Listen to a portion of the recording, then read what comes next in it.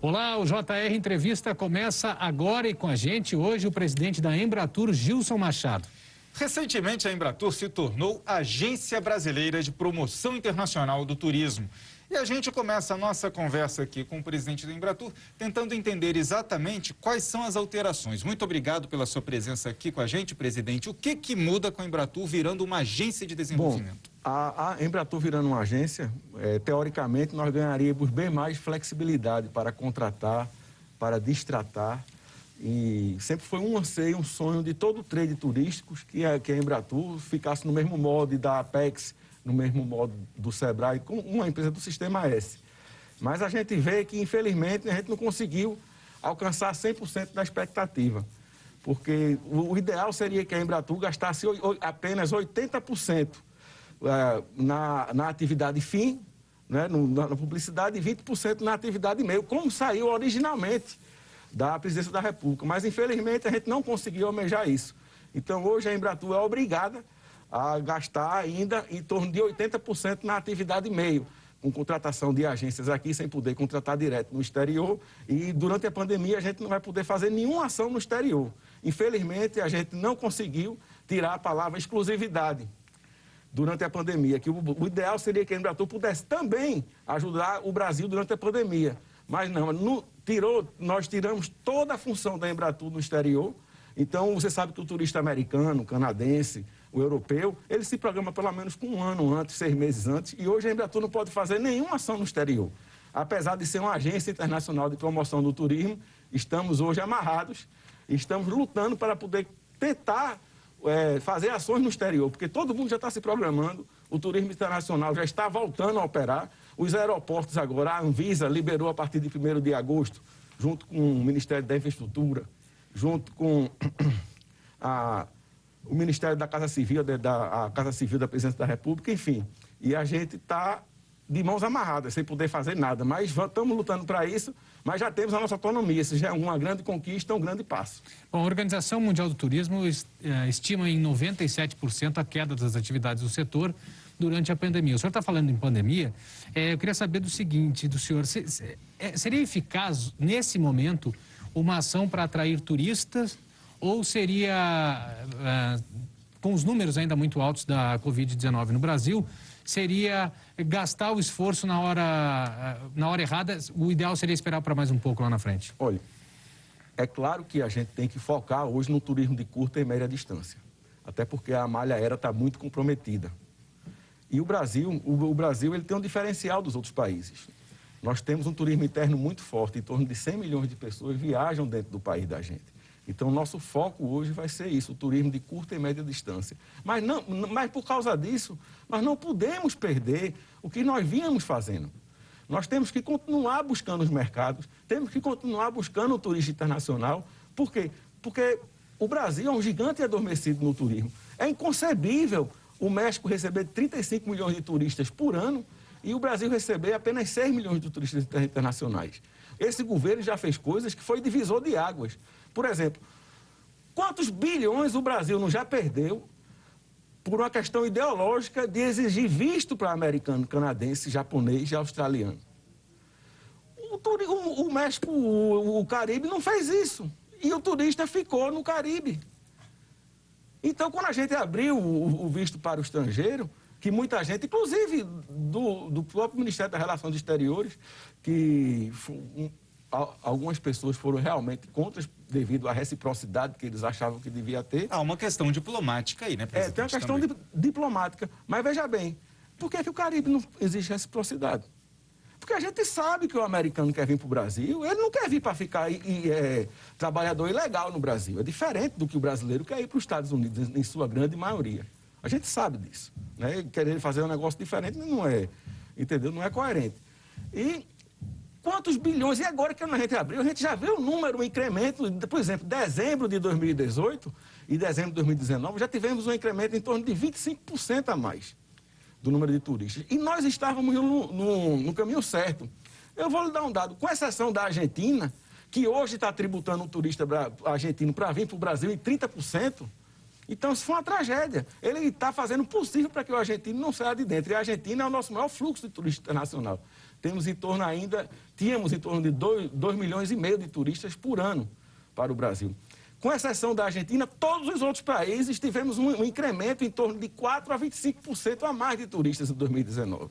Porque nós começamos a ver uma coisa importantíssima. O brasileiro que mora no exterior, ele está voltando a ter autoestima, confiança no seu país, orgulho da sua bandeira. Você não viu mais nenhum escândalo no governo. Isso daí, para o brasileiro que mora lá fora, isso fere a sua dignidade.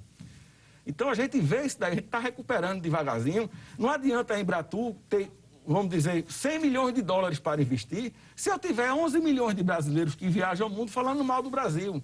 Isso daí a gente já está vendo a modificação. Outra coisa, a percepção de segurança do Brasil, de que nós estamos realmente trabalhando, está acontecendo sim. Eu tive condição de ir para o Japão, para a Arábia Saudita, rodei a Europa todinha, os Estados Unidos todo, enfim, fui para vários países no ano passado e a gente vê que o povo já está começando a saber, principalmente os operadores turísticos, o trade, que a nossa diminuição dos índices de violência foi superlativo, em torno de 25% a menos nós tivemos no ano passado. E quando você vai nos cases turísticos brasileiros, como Jericoacoara, Porto de Galinha, Pantanal do Mato Grosso, Gramado, Canela, Foz do Iguaçu, você vê que os índices de violência ao turista são muito poucos, são muito pequenos. São comparados a índices como o da Suécia, da França. Eu mesmo já fui assaltado em Miami. Então, a questão, nós temos problemas de grande cidade. Agora, o mundo todo tem medo do Brasil, porque sabe que o Brasil é um player real. E a briga pelo turista internacional, Yuri e Guilherme, é uma briga de cachorro grande. Porque turista é dinheiro na economia, na veia, dinheiro limpo, que não causa poluição. E, pelo contrário, é um dinheiro do turista que ele protege o meio ambiente.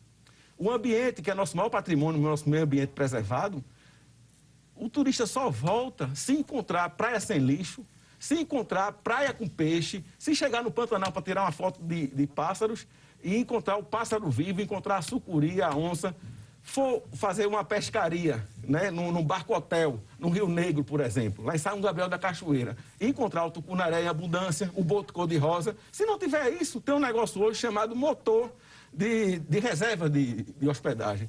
Booking, TripAdvisor, tudo isso aí você tem lá a nota. O cara botou ali, não vale a pena ir, por isso, você não vai. Mas, presidente, neste momento, o senhor citou o Pantanal, as riquezas naturais do Brasil, nós temos um dos maiores problemas hoje no Pantanal, que o mundo inteiro está assistindo, praticamente ao vivo, em tempo real, que são as queimadas ocorrendo nesse momento. Nós tivemos o mesmo problema também na floresta amazônica, hoje, o mundo inteiro vendo essa cena. Então, quer dizer, estamos avançando, como o senhor indicou, com combate à corrupção, combate à criminalidade. Mas o turista não vai ser mais sensível ao que ele está vendo acontecendo agora com as florestas brasileiras e principalmente com a pandemia fora de controle? Eu vou lhe dizer uma coisa.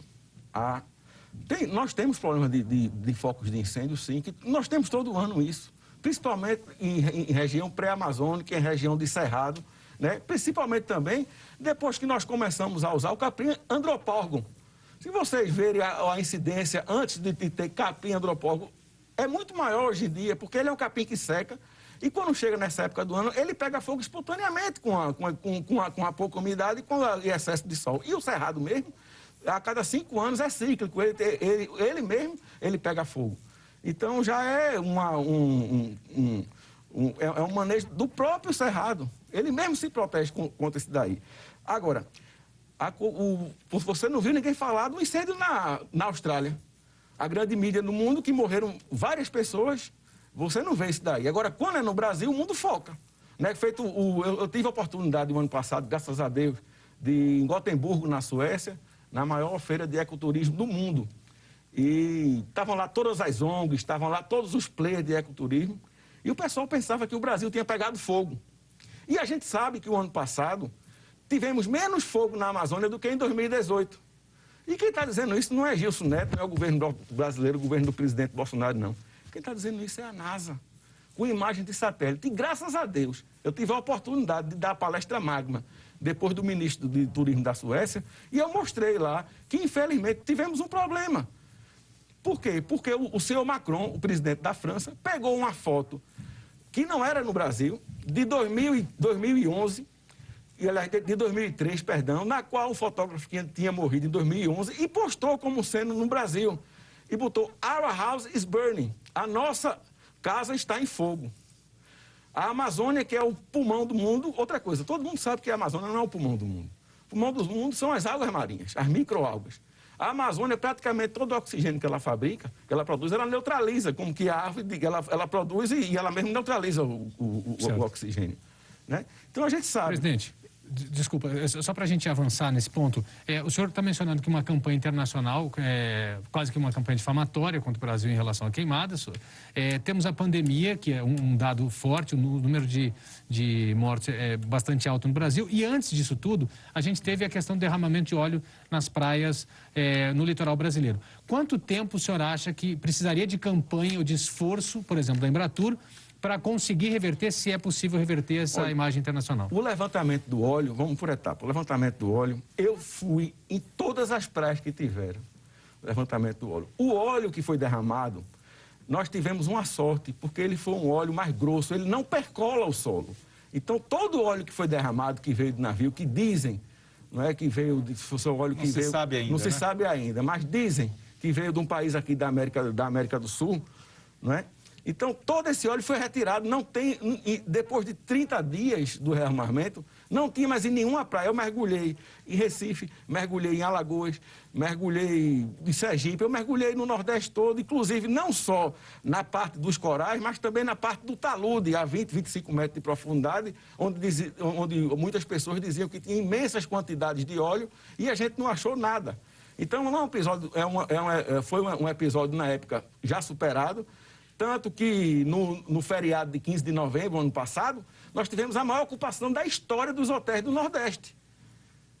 Porque já estava totalmente superado o episódio do óleo. Outra coisa, o fogo na Amazônia. Vamos lá.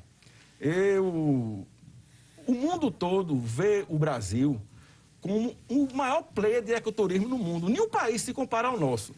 Nós somos o único país do mundo que temos 6 biomas. O Pantanal, os Pampas, a Mata Atlântica, a Amazônia, a Caatinga, o Cerrado. Ainda temos a nossa Amazônia Azul, sem furacão, sem maremoto, sem terremoto, com águas quentes o ano todo, sem sargaço, que é um problema sério que o Caribe tem. E mais de 800 ilhas, 8.000 quilômetros de costa. Temos ainda, nós temos o maior potencial hídrico do mundo.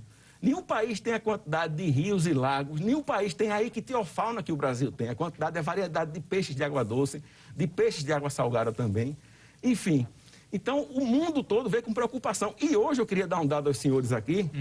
Eu tive um acesso ao Google semana retrasada, que em maio de 2019...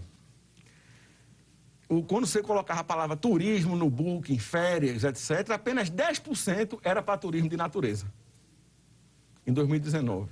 Hoje, em 2020, em maio de 2020, 54% das buscas por turismo no mundo são por turismo de natureza. Efeito da pandemia.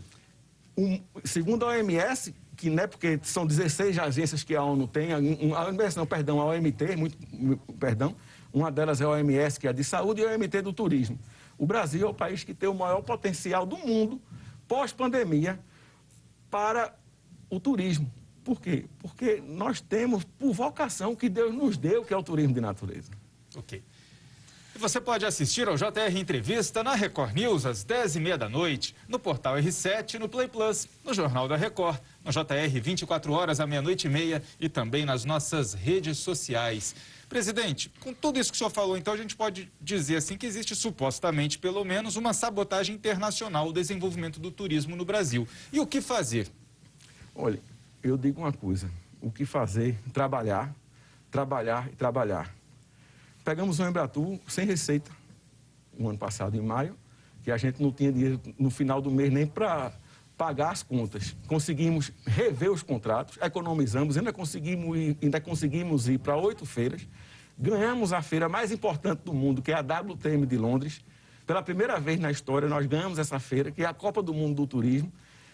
E usar de criatividade. Como a gente não tinha dinheiro, a gente começou usando a criatividade. Criamos os embaixadores do turismo, que são personalidades do mundo todo, brasileiras, como o Romero Brito, como o Renzo Grace, como o Vitor Belfort, Federico Lapenda, Ronaldinho Gaúcho, que, sinceramente, eu fiquei muito triste com o que aconteceu com ele. Acho que ele foi vítima de uma situação. Ele é um rapaz bom, um rapaz de excelente índole, não perdeu os seguidores, ele tem mais de 50 milhões de seguidores. Mas para nossa imagem afetou mais uma vez, né? Infelizmente, mas a gente... Olha, o nosso governo não abandona os seus, não abandona nós não vamos abandonar ele num momento desse. Se ele errou, ele tem que cumprir, sim, dentro da lei do país onde ele errou. Mas ele foi uma pessoa que ele colocou à disposição, pagou para vir aqui do próprio bolso, coisas que muito pouca gente faria, cedeu suas redes sociais, seu network. Quanto custaria uma campanha com o Ronaldinho Gaúcho? Quanto custaria você chegar em Dubai, em Abu Dhabi, feito a gente chegou, e está o prédio principal de Abu Dhabi todo de verde e amarelo pintado, e você chega lá, está Renzo Grace, sentado, vestido de árabe, do lado do sheik. Né? Quanto custaria isso com o nosso presidente ao lado, vendo tudinho? Ele é que treina a polícia dos Emirados Árabes todo, o exército, é um ídolo mundial lá na região das Arábias. Então, enfim, temos também o Romero Brito, que é um dos maiores artistas, eu acho que é o maior artista vivo hoje, que tem a obra mais cara do mundo. Dos artistas vivos, o que tem o quadro mais caro do mundo hoje é o brasileiro Romero Brito, que mora em Miami. É o artista das celebridades, entendeu? E fez uma marca pra gente, nos recebeu muito bem lá, divulga o país nas suas redes sociais. Enfim, nós estamos fazendo o que nós podemos. Agora, voltando à sua pergunta, não adianta a gente competir sem dinheiro. Nós temos que estar na prateleira, o Brasil, que nunca teve, mas com dinheiro para poder investir. Você tem uma ideia, o México tem em torno de 500 milhões de dólares para poder investir. O Brasil só tinha 8 milhões. Não dá, você não tem como. Por isso que nós recebemos apenas 6 milhões de turistas, 6 milhões e meio por ano. Eu vou lhe dar um dado. Em 1966, o Brasil tinha 90 milhões de habitantes. O mundo emitia 400 milhões de turistas e nós recebíamos em torno de 4 milhões de turistas ano. Na época, o avião era o Caravelle, o DC-8, o 707, o Constellation, que era motor a pistão ainda, né? E foi o ano que a Embratur nasceu, 1966. Eu não era nem nascido ainda, eu nasci em 68. Hoje, o Brasil tem em torno de 215, 220 milhões de habitantes. O mundo emite 1,5 bilhão de turistas e nós continuamos recebendo apenas 6 milhões de turistas ano, menos do que o elevador da Torre Eiffel. Se nós tivéssemos tido um crescimento, pelo menos inicial, nós éramos para estar recebendo 15 milhões de turistas hoje. Bom, o setor de turismo sentiu muito, como a gente falou, mas além das agências de turismo estão precisando de ajuda, estão numa situação difícil, as companhias aéreas também estão sofrendo bastante. No que a Embratur pode atuar, já que o senhor falou que depende tanto de recurso e sem recurso não dá para fazer política? A gente tem que usar a criatividade. A gente tem que usar a articulação, né? Por exemplo, as companhias aéreas. É quem mais vai sofrer com essa pandemia. Quem mais já está sofrendo. Nós temos hoje, eu falei com o presidente da ABA ontem, o Sanovics, que já foi presidente da Embratur também, o Eduardo Sanovics, e eu estava conversando com ele, chegou a ter em abril, as companhias aéreas ficaram apenas com 8% da malha aérea. Uma companhia feita a Azul, por exemplo. A Azul, que tem 152 aviões, ficou apenas com 30 aviões voando, 32 aviões voando. Hoje, a malha aérea já está sendo recuperada gradativamente, já está entre 28% e 35% da malha. E a previsão é para que em dezembro desse ano chegue a 60%. Agora, para os níveis de 2019 da malha aérea internacional, as previsões não são boas. Não são boas. Então, a gente só vai ter um retorno para o nível de 2019 a partir de 2023.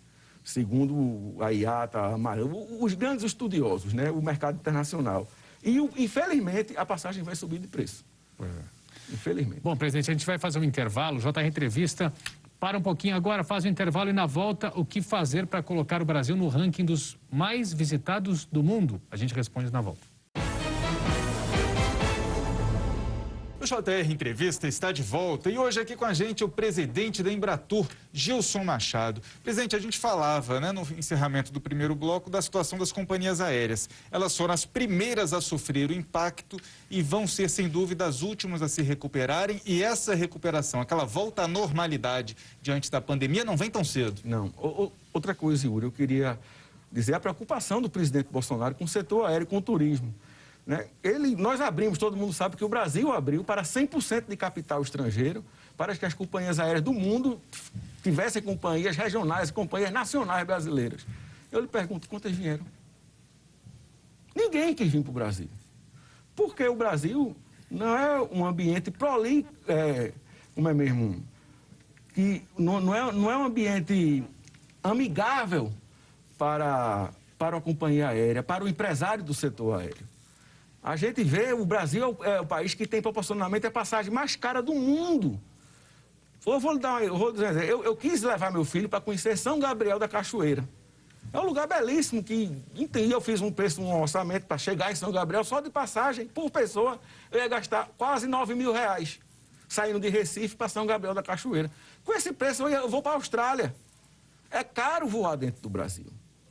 Eu vou dizer uma coisa, nós temos jabuti dentro das companhias aéreas. Por exemplo, você sabia que no Brasil, todo combustível de avião é obrigado a ser usado o Jet A1. O que é Jet A1? Nós temos vários tipos. O mais usado no mundo é o Jet A, que grande parte das companhias do mundo, o avião vem do Canadá para cá usando o Jet A. Chega no Brasil, tem que usar Jet A1. Ele é um combustível que ele tem um ponto de congelamento 7 graus acima do ponto de congelamento do combustível de avião Jet A normal, usado para voo transpolar. Qual é a necessidade de estar voando aqui dentro do Brasil com combustível para voo transpolar? Algum iluminado na época, né? Teve essa ideia, deve ter colocado algum motivo que sensibilizou quem decidia, e o Brasil hoje voa com Jet A1. E o custo muito mais alto. O preço embutido maior. O avião sai do Canadá, dos Estados Unidos, chega aqui com Jet A, só abastece com Jet A1 e volta. E tem uma coisa, 92% das ações contra uma companhia aérea ocorre do mundo, aliás, ocorre dentro do Brasil. Então o presidente Bolsonaro solicitou para a gente ver o que estava acontecendo. Criamos um grupo de estudo com a ABA, com o Ministério do Turismo, com o Ministério da Infraestrutura, com alguns operadores, algumas companhias aéreas, enfim. E a gente detectou que o combustível de aviação mais caro do mundo é o combustível do Brasil. Em torno de 32% do custo da aviação no Brasil é combustível. Sim. E nós temos praticamente apenas 4 distribuidores. Eu não quero acusar ninguém de nada, né? Mas a concorrência sempre é salutar. O senhor acha que poderia reduzir em quanto a passagem se a gente usasse o combustível mais barato? Olha, nós não finalizamos ainda o grupo de estudos que foi prejudicado com a Covid, né? Mas eu acho que nós, não só com isso daí, mas com outras ações, né? Com uma articulação junto aos estados para que diminua o preço do ICMS do combustível. A gente precisa também acabar com esse excesso de judicialização. Isso espanta o empresariado, espanta a insegurança jurídica, é um problema seríssimo que nós temos no setor aéreo. Então, eu acho que a gente vai chegar a um consenso. O presidente Bolsonaro é sensível à causa, determinou que a gente mostre a ele as soluções, porque não adianta chegar para o presidente com um problema sem a solução. E nós estamos construindo as soluções para que ele tome uma decisão.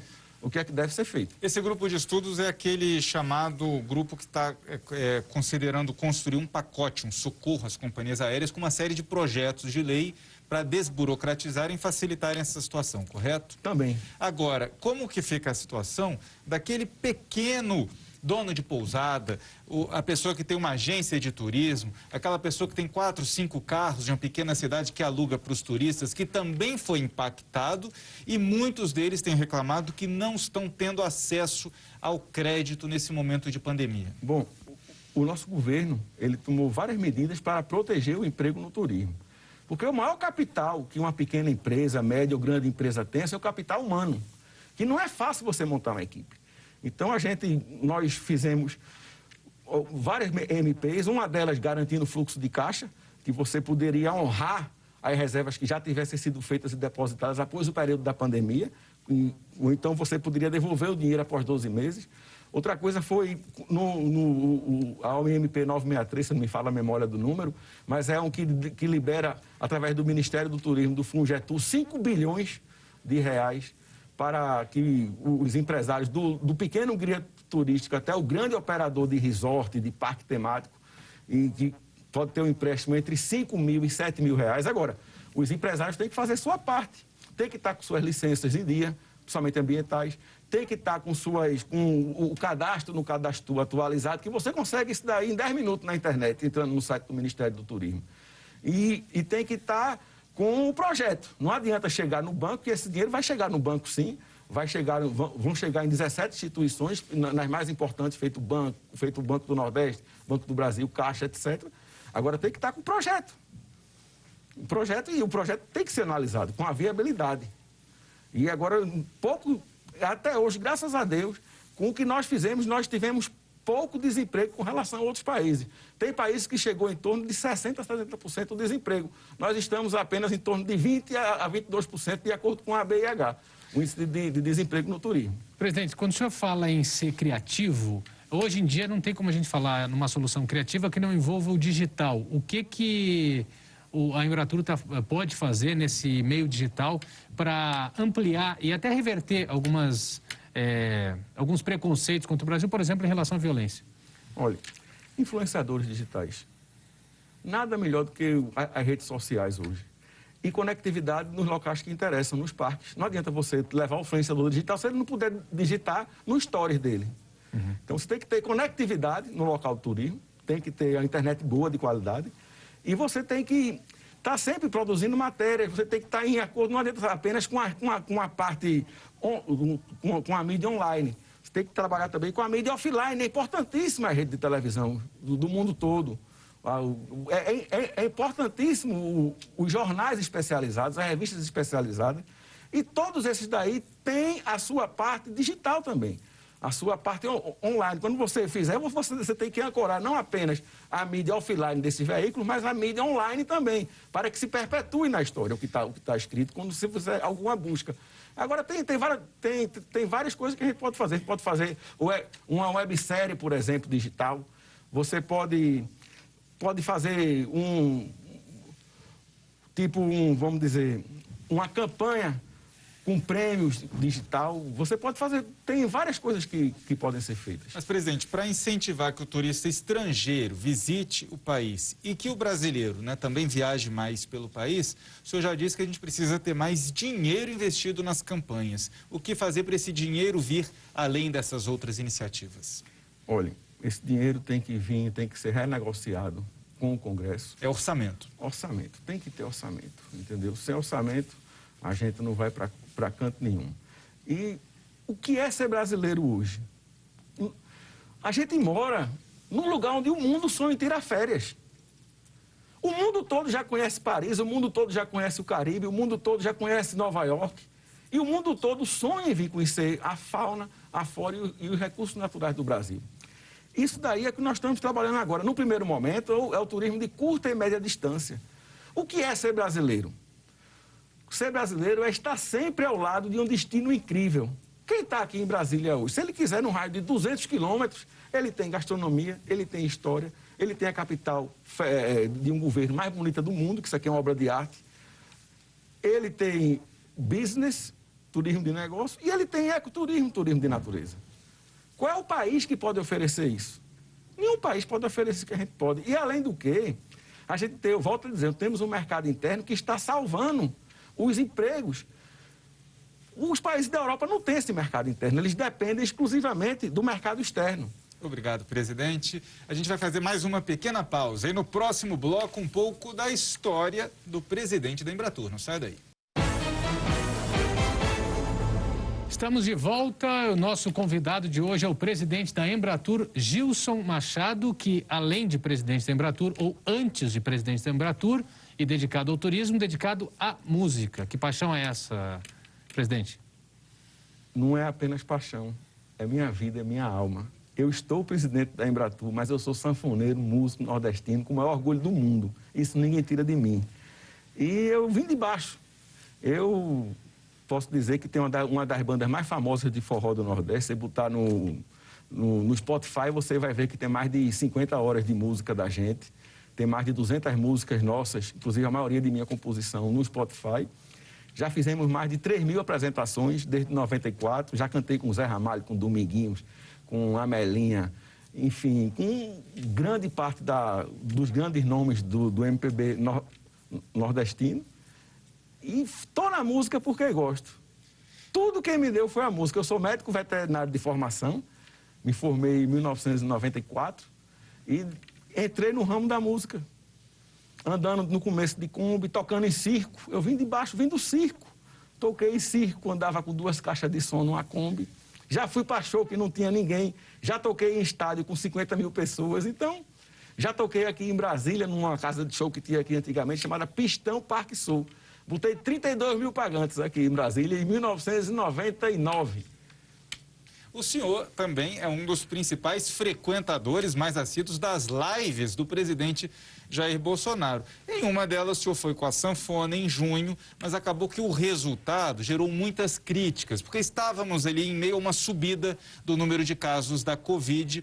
Alguns dizem que pegou mal, o clima não ficou muito bom. O senhor se arrepende daquela participação? Não me arrependo não, porque é o seguinte, naquele dia, pela primeira vez na história do mundo, o Nordeste não teve São João. Para o nordestino, no dia de São João, como foi aquele dia, é um momento de muita tristeza. Não só a tristeza pelo fator econômico, que o Nordeste deixou de faturar R$1,5 bilhão de reais com a festa junina, mas com o evento em si, com a congregação que o São João dá no Nordeste. Então, eu ia tocar Asa Branca naquele dia. Como também tivemos naquele dia uma quantidade, número de mortos do Covid alto, o presidente disse, não, Justo, não toca Asa Branca, não. Vamos fazer uma mescla entre Asa Branca e Ave Maria. Foi o que eu fiz. De improviso, ninguém é perfeito, mas se você for ver, eu não dei uma nota podre. Né? Eu não dei uma nota errada. Eu apenas fiz um improviso que não agradou uma parte, né? Mas para mim, eu tô tranquilo. Quem quiser saber quem é Gilson Neto, bota no Spotify, veja o Forró da Brucelose e Gilson Neto. E vai ver realmente se eu estou falando a verdade, eu só estou mentindo sobre a música. Presidente, o senhor mencionou que tocou no circo, viajou o Brasil inteiro, é um entusiasta aí do turismo, principalmente no litoral nordestino, muito prestigiado sempre. O que essa experiência de rodar o Brasil traz e contribui para a missão da Embratur de reforçar e resgatar o turismo brasileiro? Olha, eu vou dar um exemplo. A gente vai nas feiras internacionais, né? Uma das coisas mais ricas que o Brasil tem é a nossa miscelânea de ritmos, a nossa cultura. O Brasil, nas feiras internacionais antigamente, na sua grande maioria, era conhecido como um país apenas da Bossa Nova. Nós temos a Bossa Nova, é um ritmo belíssimo, ótimo, do samba, é lindo, mas nós temos o forró, nós temos o axé, nós temos o sertanejo, que lota, que inventou essa moda de lives. O mundo todo agora copia o sertanejo brasileiro, que começou foi o Gustavo Lima. Né, de você ter bilhões de pessoas assistindo às lives, no mundo todo. Então, isso daí, nós começamos a levar isso daí para as feiras, né? Toda vez de 5 horas da tarde eu conseguia um espaço para mostrar a música brasileira, mostrar o frevo, mostrar o maracatu, mostrar o chamamé, mostrar a catira. E o pessoal começou a ver que a música brasileira é boa e é dançante. Juntar o homem com a mulher para dançar de novo, isso é importantíssimo, você dançar um forró, você dançar um shot. Nós começamos a mostrar também os eventos rurais do Brasil. Nós fazemos o maior rodeio do mundo, que é o Barretão. Fazemos Jaguariúna também, isso o mundo precisa conhecer. Nós mudamos o foco do que nós mostrávamos do Brasil. O Brasil deixou de ser o país da caipirinha, da tanga e da experiência em favela, não que nós não tenhamos isso, para ser o país dos recursos naturais, da natureza e da cultura riquíssima. Perfeito. Presidente, muito obrigado pela sua presença, sua atenção aqui com o JR Entrevista. O JR Entrevista fica por aqui. Lembrando que você pode assistir ao programa na Record News, às 10h30 da noite, no portal R7, no Play Plus, no Jornal da Record, no JR 24 horas, à 00:30 e também nas nossas redes sociais. Presidente, obrigado uma vez mais pela participação aqui com a gente e muito obrigado também a você pela audiência. Até a próxima. Tchau, tchau.